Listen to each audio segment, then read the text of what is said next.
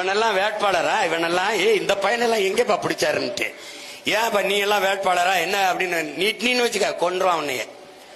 ஏன்னா சீமானே பரவாயில்லைங்கிற அளவுக்கு பேசுவான் என் ஆளெல்லாம். இங்கதான் பாடம் நடத்துற வாத்தியாரை விட படிச்ச மாணவன் அறிவாளி இருப்பான். அது என் பிள்ளை இருப்பாங்க, பாப்பீங்க தர்க்கத்துல. எனக்கே மேடையில வந்து கடைசியா போனா போதுன்னா 1/2 மணி நேரம் கொடுக்குறாங்க. அதுலயே ரொம்ப பேரு என்ன பேச வாய்ப்பு தரலன்னு கோவிச்சுக்கிறாங்க. இரியா கொஞ்ச நாள் பொரியா, நான் பேசிக்கிறேன், வெல்ற வரைக்கும் இதை பேச முடியான்னு இருக்குது. வேற ஒரு மாவட்டத்துக்கு வந்திருக்கீங்க. முதல்ல நான் வேற ஒரு மாவட்டத்துல இருந்து வந்தேன்றீங்க. வேற ஒரு மாவட்டத்துல இருந்து வந்ததே எங்க சிக்கல்னா, வேற ஒரு மாநிலத்தில இருந்து வந்து இங்க முதலமைச்சர்களாக இருந்துட்டு போயிருக்கேன். வேற ஒரு மாநிலத்தில இருந்து முதலமைச்சராக இருக்கும் போதே அவங்கள பார்த்து இந்த கேள்வி எழுப்பப்படுறது இல்ல. ஆனா வேற ஒரு மாவட்டத்துல இருந்து வந்ததே நீங்க ஒரு மிகப்பெரிய கேள்வியாக, மிகப்பெரிய பார்வையாக பாத்தீங்க. இந்த தொகுதிக்கு நான் மகள் இல்லை, ஆனா இந்த தொகுதியுடைய மருமகள். இந்த தொகுதிக்கு நான் மகளாக வரல, இந்த தொகுதிக்கு நான் மருமகளாக வந்திருக்கேன். என் ஓட்டு விவசாயிக்கு தான். நமது சின்னம் விவசாயி.